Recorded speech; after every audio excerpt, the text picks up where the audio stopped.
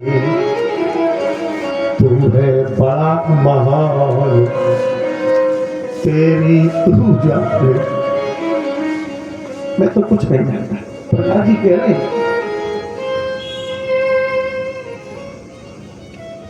प्रहलाद जी कह रहे हैं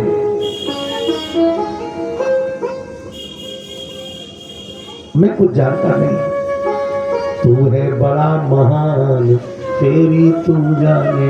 मैं जप तप नहीं आराधन जानू, मैं पूजा का नहीं साधन जानू, मेरे पिता को है अभिमान, तेरी तू।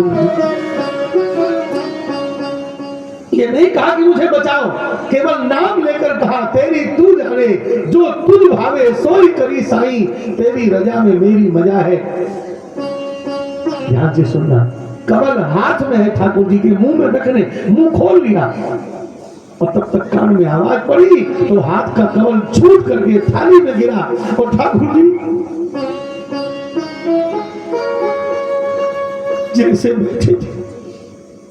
न लक्ष्मी से कहा कुछ कि मुझे नहीं खाना उठाओ, न किसी से, जैसे बैठे, न कपड़े पहने, न पैर में कुछ पहना, ऐसे ही नंगे बदन नंगे पांव ठाकुर जी दौड़ पड़े।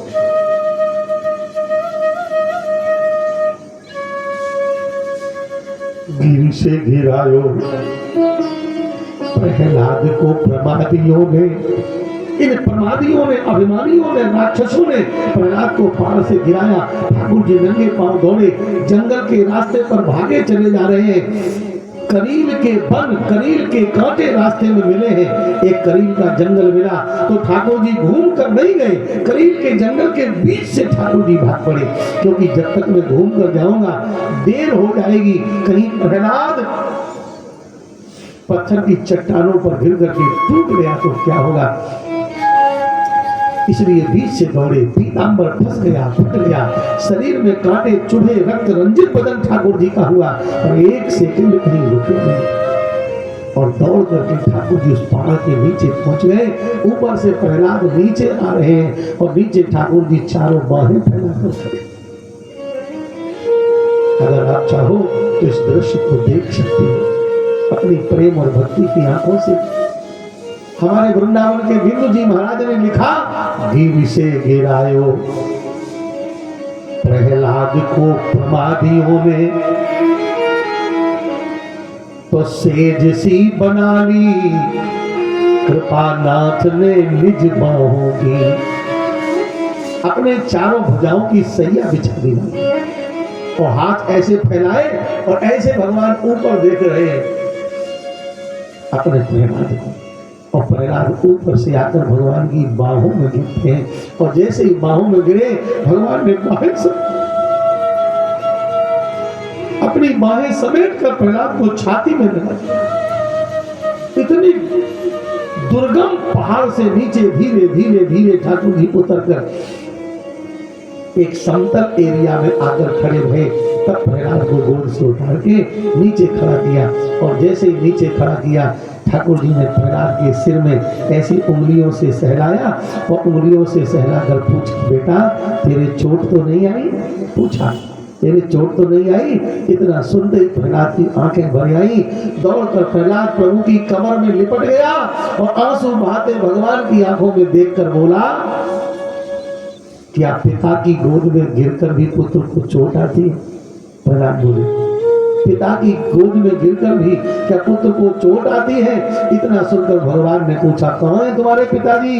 रो करके प्रहलाद बोले, जो रात दिन लगातार मेरे प्राण लेने के लिए पीछे पड़े हैं वो तो केवल कहने सुनने के पिता हैं, और जो रात दिन मेरे प्राणों की रक्षा कर रहा हो ऐसे मेरे सच्चे पिता तो आप ही हैं, आपके अलावा मेरा कौन पिता हो सकता है। और जब भगवान से प्रहलाद ने पिता कहकर संबोधन किया, ठाकुर जी की आंखें भर आई। पुत्र का वात्सल्य भगवान के हृदय में प्रकट हुआ और भगवान ने प्रहलाद को फिर गले से लगाया, सिर पर हाथ घुमाया और ठाकुर जी बोले, अगर मैं तुम्हारा पिता हूँ प्रहलाद तो तुम्हारा कोई बाल बांका नहीं कर सकता, जाओ निर्भय विचरण करो। इतना आशीर्वाद देकर भगवान गए और प्रहलाद जी वहां से चलकर अपने पिता के यहाँ आए। ध्यान से सुनना, और पिता के चरणों में प्रणाम किया। जैसे ही पिता हिरण्यकशिपु ने देखा, प्रहलाद तुम कैसे बच गए? प्रहलाद जी बोले, ठाकुर जी ने बचा लिया। अपनी पत्नी कयाधु को पातिव्य धर्म की सौगंध देकर प्रहलाद को जहर पिलवाया, पर प्रहलाद का बाल बांका नहीं हुआ। अब बहुत निराश हो गया, मरेगा कैसे? तो हिरण्यकशिपु की एक बहन थी ढूंढा, होलिका, उसने कहा कि मैं मारूंगी। सूर्य भगवान की कृपा से इसको एक चीर चद्दर मिला था, शीतल चीर, उसको ओढ़ करके प्रहलाद को गोद में लेकर सूखी लकड़ियों के ढेर पे चढ़ गई। आग लगा दो। लोगों ने आग लगा दी। अग्नि की ज्वाला आकाश चूम रही थी, इतनी प्रचंड अग्नि थी। पर उस प्रचंड अग्नि में प्रहलाद जी बोले, जले पि विष्णु स्थले पि विष्णु, विष्णु पर्वत मस्तके, ज्वाला माला कुले विष्णु, सर्वं विष्णुमयं जगत। इस अग्नि की ज्वाला के रूप में भी विष्णु ही है। इतना विचार प्रहलाद जी ने किया। हवा का एक ऐसा झोंका आया कि प्रहलाद जी के ऊपर होलिका की चादर ओढ़ करके लिपट गई। बोलो भक्त वत्सल भगवान की जय। क्या हुआ? लकड़ी जल कोयला भई, कोयला जरी भयो राख, और जा पापिन ऐसी जरी कि कोयला भई ना। उसका कारण क्या है? क्योंकि भगवान के भक्त का अपराध कर रही है।